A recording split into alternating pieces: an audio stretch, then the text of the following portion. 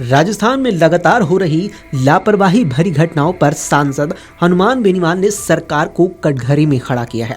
राष्ट्रीय लोकतांत्रिक पार्टी के अध्यक्ष और नागौर सांसद हनुमान बेनीवाल ने कहा कि प्रधानमंत्री की सभा में माइक बंद होने जैसी छोटी तकनीकी गड़बड़ी पर आईएएस अधिकारी को सजा दी जाती है, लेकिन एसएमएस अस्पताल अग्निकांड और जैसलमेर जोधपुर बस हादसे जैसी बड़ी त्रासदियों पर जिम्मेदार अधिकारियों पर कोई कार्रवाई नहीं हुई। उन्होंने मुख्यमंत्री भजनलाल शर्मा से जिम्मेदार अधिकारियों के तत्काल निलंबन की मांग की।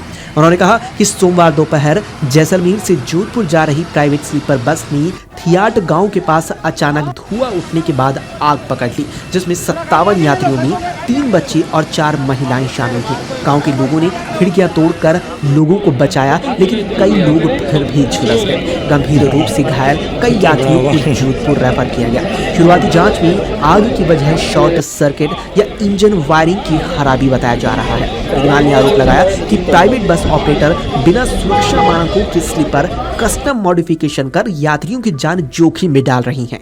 उन्होंने परिवहन विभाग के सचिव और आयुक्त समेत जिम्मेदार अधिकारियों के निलंबन, कस्टम बसों के लिए स्पष्ट मानक और लाइसेंसिंग प्रक्रिया लागू करने और हर 6 महीने में अनिवार्य फायर और तकनीकी जांच की भी मांग की। उन्होंने कहा कि नियमों के उल्लंघन पर तत्काल जुर्माना और परमिट रद्द होना चाहिए। उन्होंने कहा कि परिवहन विभाग और सरकार को यात्रियों की सुरक्षा की कोई परवाह नहीं है।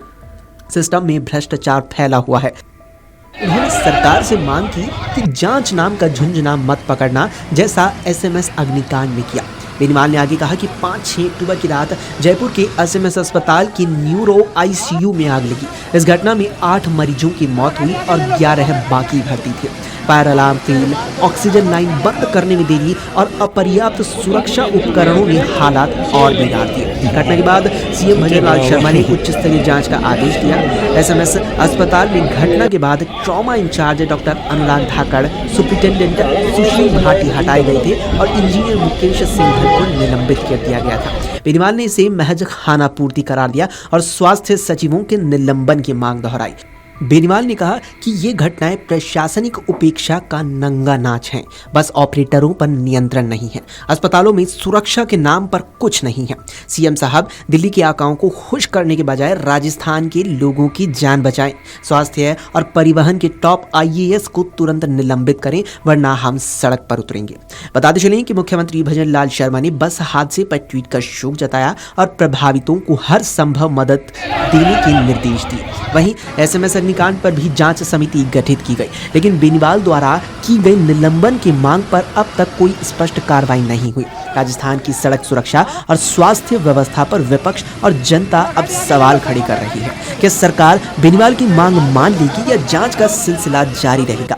विकास की रफ्तार में सुरक्षा को किनारे लगाना आखिर कब बंद होगा? इनका मैं छात्र संघ का मामला हमेशा से उठा हूँ। छात्र संघ चुनाव होने चाहिए। पहले भी हमने रैलियां करी पूर्ववर्ती कांग्रेस सरकार के समय, लोकसभा के अंदर मामला उठा। अब भी हम चाहते हैं छात्र संघ चुनाव हो, जो लोकतंत्र की पहली सीढ़ी है। और तमाम जो मुद्दे या राजस्थान के अंदर आप देख रहे हैं कि कांग्रेस लड़ नहीं रही है, कांग्रेस ही आपस में लड़ रहे हैं और राजस्थान की जनता के लिए राष्ट्रीय लोकतांत्रिक पार्टी सड़क से लेकर सदन तक लड़ाई लड़े। एक सांसद हो, लोकसभा के अंदर मजबूती से हर व्यक्ति की आवाज उठाओ, चाहे झालावाड़ की स्कूल त्रासदी हो, उसने भी लोकसभा को स्थगित करा के अगर बेल में हम लोग घुसे, डूंगरपुर, बांसवाड़ा, नगीना, ये तमाम सांसदों को लेकर, तो आपने देखा होगा कि उन ट्राइबल और ओबीसी के जो 7 बच्चे गए, मेरी मांग है भजनलाल सरकार से कि उन बच्चों को, परिवारों को बड़ा आर्थिक पैकेज दे। और किसकी वजह से ये स्कूल की छत नहीं, जिम्मेदार कौन है, जिम्मेदारी क्या होनी चाहिए। मामला सीबीआई अगर जांच करती तो एक अच्छा मैसेज जाता, दोबारा से ऐसी घटनाओं की पुनरावृत्ति नहीं होती। दुर्भाग्य इस बात का है कि सीएम को ब्यूरोक्रेट चला रहे हैं। सीएम को खुद को कुछ नहीं पता, जो लिख के देते हैं वो बोल देते हैं और कई बार गलत लिख के दे देते हैं, बाद में कहते हैं भाई मैंने गलत बोल दिया। सीएम अपनी बात पे अडिग नहीं। ये दुर्भाग्य राजस्थान का कि पहली बार 2 साल में ऐसी सरकार मिली, इसमें किसकी चल रही है किसी को नहीं पता। और बार बार जिस तरह जवान किसान के साथ छलावा किया जा रहा, अभी अतिवृष्टि जो हुई उससे कई जगह जब बहुत ज्यादा बारिश हो गई, मेरे जिले के अंदर शेखावाटी, बाड़मेर, अजमेर, तो जहाँ ज्यादा बारिश हो गई वहाँ सर्वे भी नहीं किया जा रहा है। कहीं 15% बता रहे हैं खराब, कहीं 10% बता रहे हैं। फसल बीमा का हाल बेहाल है। जिस तरह का अपराध राजस्थान के अंदर बढ़ रहा, कोई सुरक्षित नहीं। न पत्रकार सुरक्षित है, न अबला सुरक्षित है, न बेटियां सुरक्षित है, न यहाँ जो लोकतांत्रिक व्यवस्था से अपनी बात करने वाला सुरक्षित है। सीएम का बार बार ये बयान कि कांग्रेस के नेता में से मिलते रहते हैं घर पे रात के अंधेरे के अंदर, इस बात की ओर इंगित करता है कि कांग्रेस भाजपा मिले हुए। पहले वसुंधरा गहलोत मिले हुए थे, अब गहलोत और उनकी पूरी टीम भजनलाल के साथ राजस्थान के अंदर मिली है। ये रोजमर्रा की बातें 2 साल के अंदर आप देखिए नूरा कश्ती चल रही इनके बीच। कांग्रेस ने कोई बड़ा आंदोलन राजस्थान के अंदर नहीं किया और एसआई भर्ती को लेकर जो आंदोलन हमारा चला था, उस आंदोलन के अंदर राजस्थान के प्रदेश के नौजवानों की जीत हुई। मैं मीडिया का भी धन्यवाद दूंगा कि आपने एसआई भर्ती का जो मुद्दा मर्द हो गया था उसे वापिस जिंदा किया। तो सुप्रीम कोर्ट ने भी हमारी लाज रखी इसके अंदर, और आवश्यकता पड़ेगी तो दिल्ली कूच का भी हमने कहा था। आगामी दिनों के अंदर राष्ट्रीय लोकतांत्रिक पार्टी अग्निवीर और किसान और बढ़ते अपराध और सशक्त लोकल इनको लेके बड़े आंदोलन राजस्थान के अंदर करेगी और अग्निवीर को लेके 1 लाख से ज्यादा जवानों के साथ हम दिल्ली के अंदर रैली भी करेंगे और दिल्ली का घेराव करेंगे। सर, देश में जिस तरीके के हालत है, गरीबों को लेकर भी गरीबों में एंट्री नहीं होगी, तिलक लगा के आना है, इसको लेकर देखिए देश के अंदर हालात भयावह बन रहे हैं। आप अभी देश इतना ज्यादा शिक्षित नहीं हुआ कि मोदी जी ने आह्वान कर दिया देश वैसे ही चल पड़ा। ये देश अलग अलग संस्कृति, अलग अलग भाषाओं, लोकतांत्रिक व्यवस्था, धर्मनिरपेक्ष राष्ट्र है, संविधान ने दिया हमें। यहाँ लोग हिंदुस्तान में रहना पसंद करते हैं। पाकिस्तान, अफगानिस्तान, जहाँ के कानून है, दूसरे कानून जिन देशों के अंदर चल रहे, कोई लोग वहाँ खुली हवा में सांस नहीं ले सकता और भाग के भारत की शरण के अंदर आते हैं। भारत ने हमेशा सबको शरण दी, लेकिन वहां भी लोगों को पूछोगे पता क्या कहेगा?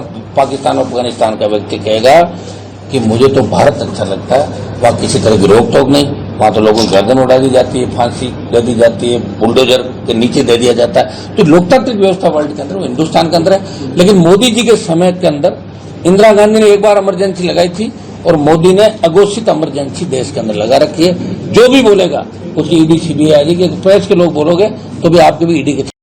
अगर आप ये वीडियो YouTube पर देख रहे हैं तो हमारे चैनल को सब्सक्राइब कर बेल आइकन दबाएं और Facebook पर देख रहे हैं तो हमारे पेज को लाइक करें।